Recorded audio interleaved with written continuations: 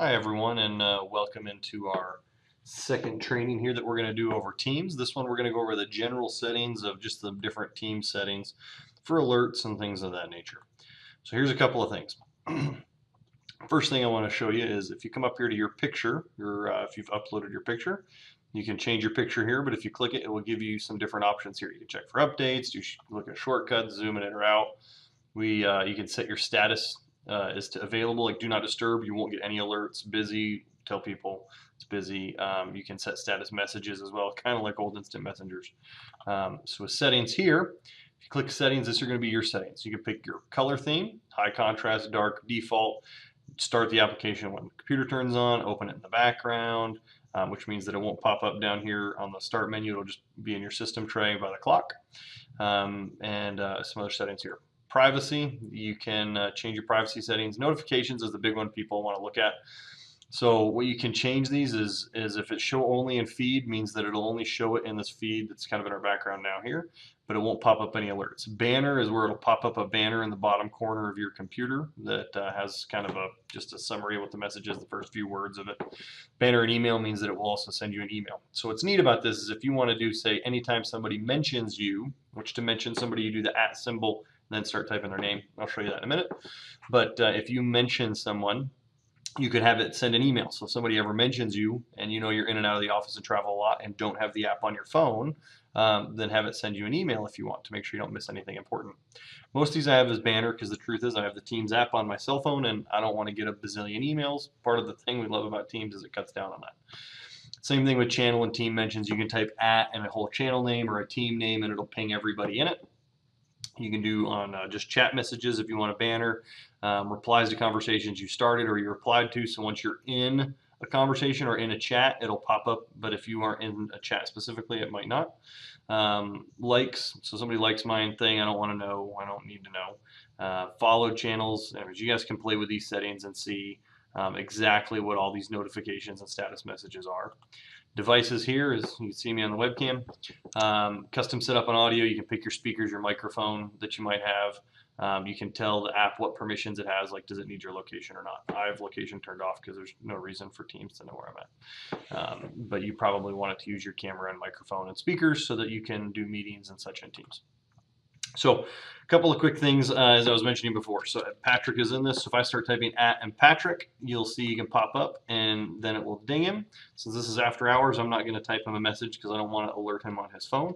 You could also do the same thing if you start typing in training. We can get it to tag the whole training.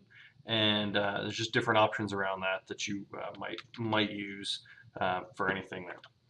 So you can tag people in it and look what they're doing. Now here's another thing as well. If you come in here, so on training, we can go into the specific ones. So on this training one again, we're going to come in here, we're going to manage this team. So if you click that, it will show you the members. There's one owner and there's one guest. Here, this purple button, you can use to add a member. So if I click add a member, I could start typing somebody else in. So if I want to add Sean in, somebody else I could. Or here's an interesting one. If I just start typing in an email, since this is posted on YouTube, I don't think I'm going to use my personal email for that. But if you just put in anybody's email, it will actually send them an email and invite them as a guest. So it doesn't matter if it's a Gmail, if they're at a different company, you can invite them as a guest to be in your team. But keep in mind, they can see what you put in that team. So if you do add people, make sure they belong there and you don't mind them seeing what you're sharing.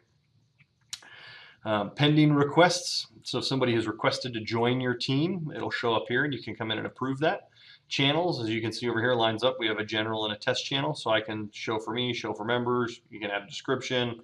You could come in here and edit specific channels if you want, or delete a channel if you're done with it. If maybe it was around a certain project and that project is long gone, you can go in and delete that. If you follow a channel as well, this is interesting. If you follow it, it will actually always make sure you get alerted.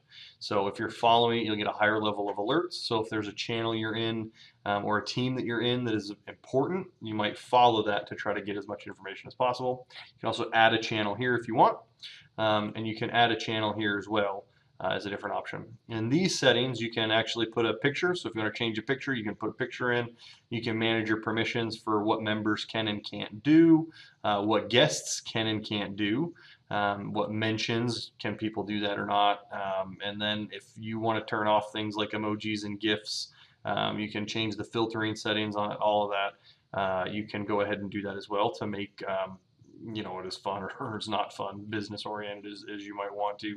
And then same thing with apps. You can come in here and add apps. So if you wanted to add apps, you can see what they are. But you can do OneNote, Trello, Flow, Yammer, WebEx. There's a bunch of things.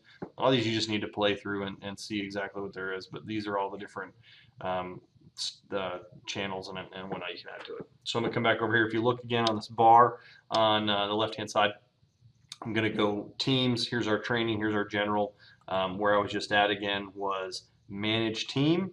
And then you have all the different settings here where you can add the OneNote, SharePoint, praise to be able to praise people, whatever it is. And then here, if you want to come in, you can edit this team again to change the name. If you don't decide you want to change the name or weren't happy with it or whatever it is, you can see that we have it set as private up here so that you know that it's a private chat. And then also keep in mind that there is apps settings on your phone as well. So go in and make sure you play with those. You can change your settings. Like on my phone, I have it set that it really only dings me when somebody mentions me by name or by the channel, the whole channel by name. So most of the messages that are back and forth don't ever alert me on my phone, and that's by design because I don't want my phone just to ding all the time. And again, if you hit the gear at the bottom here, this will let you manage all of your teams. You can come in here, manage any team, create a team, do whatever it is that you need to do. So that's the quick overview of all the settings. Next, we're actually going to get into general use of teams. And so I know that's what a lot of people want as well. I like everybody to know how to set it up, and then we start talking about using it. So next training, come back, we'll show you the different chats and things on the side here, some of the basic settings, just to make sure everybody knows how to use most of what Teams has to offer.